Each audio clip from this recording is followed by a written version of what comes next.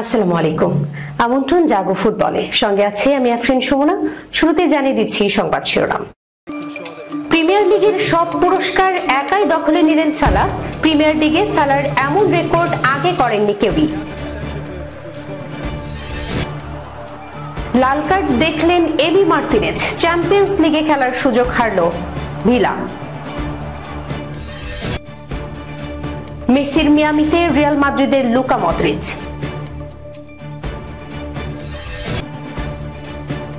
যে কারণে ক্লাব বিশ্বকাপ খেলতে পারবেন না রিয়ালের দুই তারকা বেলিংহ্যাম, এনড্রিক। অ্যানচেলোত্তিকে স্বাগত জানালেন ব্রাজিল ফুটবলের নতুন প্রেসিডেন্ট সামির দাউদ। দর্শক, শিরোনাম শুনছিলেন, এবার জানিয়ে দিচ্ছি বিস্তারিত। প্রিমিয়ার লিগের সব পুরস্কার একাই দখলে নিলেন সালাহ। প্রিমিয়ার লিগে সালার এমন রেকর্ড আগে করেননি কেউই। 2024-25 মৌসুমে লিভারপুলের হয়ে শেষ গোলটা করলেন মোহাম্মদ সালাহ।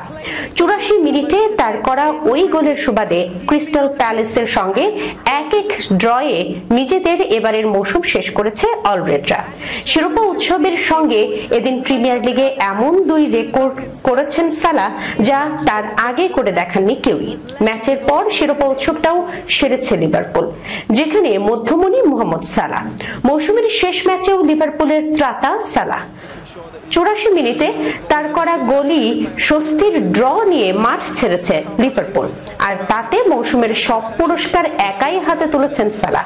এবারের লিগে 38 ম্যাচে সালাহ গোল করেছেন 29টি, সঙ্গে অ্যাসিস্ট 18টি। ইউরোপের শীর্ষ 5 লিগের মধ্যে এই মৌসুমে 10-এর বেশি গোল এবং অ্যাসিস্ট আছে কেবল দুজনের, তাদেরই একজন সালাহ।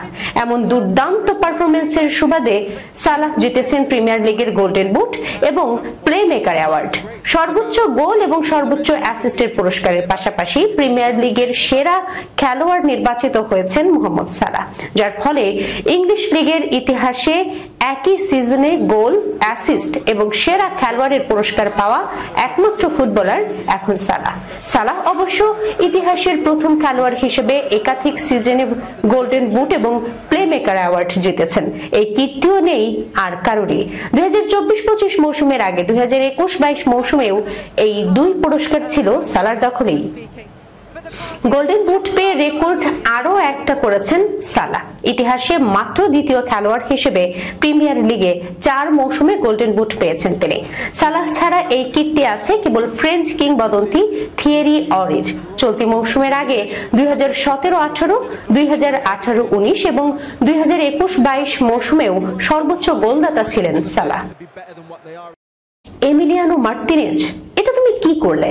বিশ্বজুড়ে ফুটবলাঙ্গনে প্রশ্ন এখন একটাই, দুইবারের ফিফা বর্ষসেরা গোলরক্ষকের পক্ষে কি এভাবেও লাল কার্ড দেখা সম্ভব? ওল্ড ট্রাফোর্ডে চলতি মৌসুমে ম্যানচেস্টার ইউনাইটেডের শেষ ম্যাচ, অ্যাস্টন ভিলার জন্য চ্যাম্পিয়ন্স লিগে জায়গা করে নেয়ার লড়াই। সেখানেই অতি নাটকীয় এক ঘটনা ঘটল। নিউক্যাসল এভারটনের সঙ্গে হেরেছে। একই সঙ্গে মাঠে নামা অ্যাস্টন ভিলা ম্যানচেস্টার ইউনাইটেডের সঙ্গে জিতলে পাক্কা চ্যাম্পিয়ন্স লিগের টিকিট নিশ্চিত হতো। একটা ড্র তাদের চ্যাম্পিয়ন্স লিগে সুযোগ করে দেওয়ার জন্য যথেষ্ট ছিল। ভিলা ড্রয়ের পথেই হাঁটছিল। এমিলিয়ানো মার্টিনেজের লাল কার্ড সবকিছু গড়বড় করে দেয়। প্রথমার্ধের একদম শেষ মুহূর্তে রাসমুস হাউলুন্ড যখন বল নিয়ে ছুটছেন, তখন হঠাৎই অদ্ভুত কাণ্ড ঘটালেন অ্যাস্টন ভিলা গোলরক্ষক এমিলিয়ানো মার্টিনেজ। বক্সের বাইরে গিয়ে সরাসরি ধাক্কা দিয়ে ফেলে দিলেন ম্যানচেস্টার ইউনাইটেডের ফরওয়ার্ডকে। লং পাস ধরে এগিয়ে যাচ্ছিলেন হাউলুন্ড, তখন গিয়ে তাকে ধাক্কা মেরে বসেন মার্টিনেজ। যেন ফুটবল নয়, কুস্তি খেলতে মাঠে নেমেছেন। শরীরের উপর উঠে পড়তে চেয়েছিলেন। রেফারি থমাস ব্রামাল একটু দেরি না করে লাল কার্ড দেখালেন, একেবারে স্ট্রেট কার্ড। এর চেয়ে কম কোনো সাজা যেন এখানে মানায় না। লাল কার্ড পেয়েও মার্টিনেজের ভাবটা এমন যে তিনি কিছুই করেননি। এই মৌসুমে প্রিমিয়ার লিগে এটাই প্রথম কোনো গোলরক্ষকের লাল কার্ড পাওয়ার নজির। আর মার্টিনেজ হলেন 2003-4 সালের পর প্রথম গোলরক্ষক যিনি প্রথমার্ধেই 5টা সেভ করে লাল কার্ড দেখলেন। এই রেকর্ডটা একটু ড্রামাটিক হলেও ঐতিহাসিক। বিশ্বকাপ জয়ী এই আর্জেন্টাইন ফুটবলার উনাই এমেরির দলের অন্যতম স্তম্ভ ছিলেন পুরো মৌসুম জুড়ে। প্রিমিয়ার লিগের প্রতিটা ম্যাচেই শুরু থেকেই খেলছেন, তবে চুক্তির মেয়াদ শেষের পথে। গুঞ্জন চলছে এই ম্যাচটাই হয়তো হয়তো ছিল এমেরির অধীনে মার্টিনেজের শেষ পারফরমেন্স। শেষটা যেন সিনেমার ক্লাইম্যাক্স। মাঠের বাইরে গেলেন লাল কার্ড নিয়ে, ভিলা হারলো 2-0 গোলে। এবার তার গন্তব্য কোথায়? পাগলাটে দিবু মার্টিনেজ কোথায় যাবেন কে জানে। মেসির মিয়ামিতেই কি যাচ্ছেন রিয়াল মাদ্রিদের লুকা মদ্রিচ? ফিফা ক্লাব বিশ্বকাপ শেষে রিয়াল মাদ্রিদ ছাড়ার ঘোষণা আগেই দিয়েছেন লুকা মদ্রিচ। তবে এখনই অবসর নিচ্ছেন না ক্রোয়েশিয়ার এই কিংবদন্তি মিডফিল্ডার।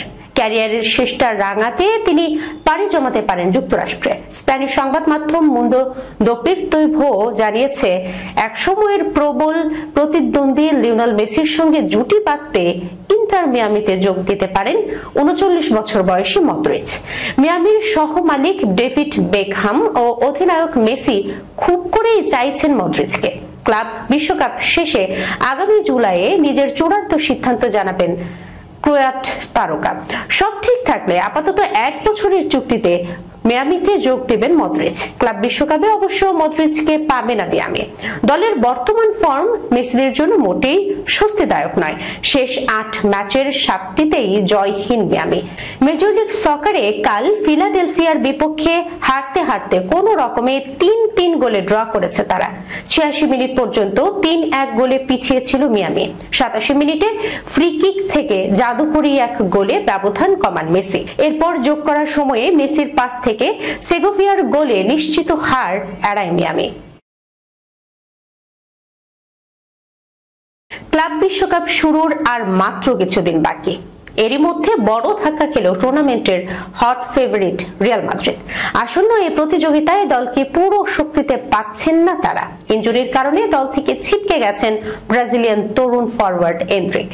একই সঙ্গে শঙ্কার মধ্যে আছেন ইংলিশ তারকা জুড বেলিংহাম। রিয়ালের পক্ষ থেকে জানানো হয়েছে এন্ড্রিকের ডান পায়ের হ্যামস্ট্রিং এ চোট ধরা পড়েছে। দলের মেডিকেল টিম তার শারীরিক পরীক্ষা নিরীক্ষা শেষে নিশ্চিত করেছে অন্তত 2 মাস মাঠের বাইরে থাকতে হবে তাকে। ফলে নিশ্চিতভাবেই ক্লাব বিশ্বকাপ খেলতে পারবেন না 17 বছর বয়সী ব্রাজিলিয়ান।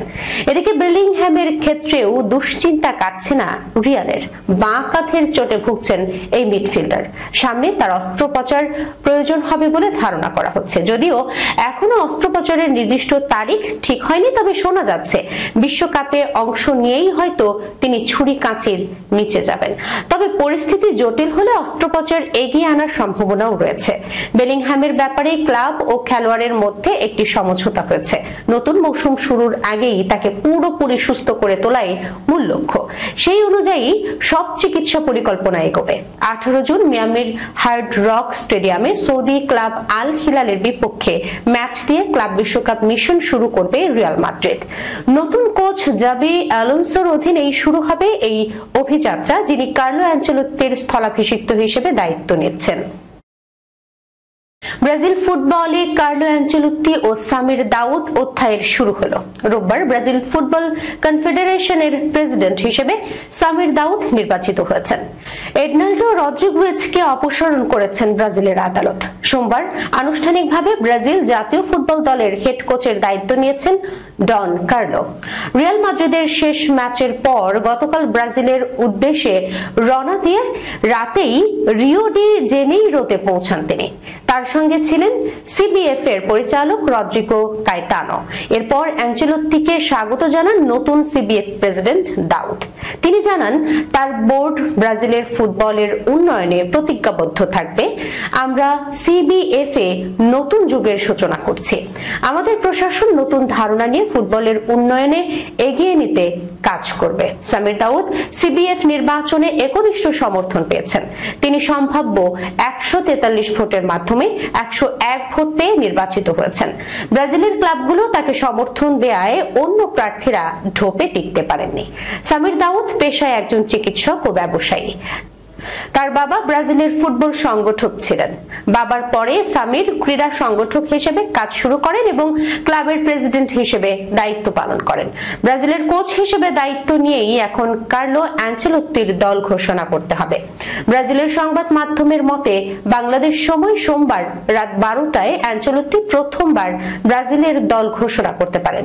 আগামী 6 জুন সকাল 5টায় ইকুয়েডর ও 11 জুন সকাল 11টায় প্যারাগুয়ের বিপক্ষে বিশ্বকাপ বাছাই পর্বের ম্যাচ খেলবে ব্রাজিল। দর্শক, এই ছিল এখনকার মতো জাগো ফুটবলে। যাবার আগে সংবাদ শিরোনামগুলো জানিয়ে দিচ্ছি আরো একবার। প্রিমিয়ার লিগের সব পুরস্কার একাই দখলে নিলেন সালাহ। প্রিমিয়ার লিগে সালার এমন রেকর্ড আগে করেননি কেউই। লাল কার্ড দেখলেন এবি মার্টিনেজ। চ্যাম্পিয়ন্স লিগে খেলার সুযোগ হারল ভিলা। মেসির মিয়ামিতে রিয়াল মাদ্রিদের লুকা মদ্রিচ।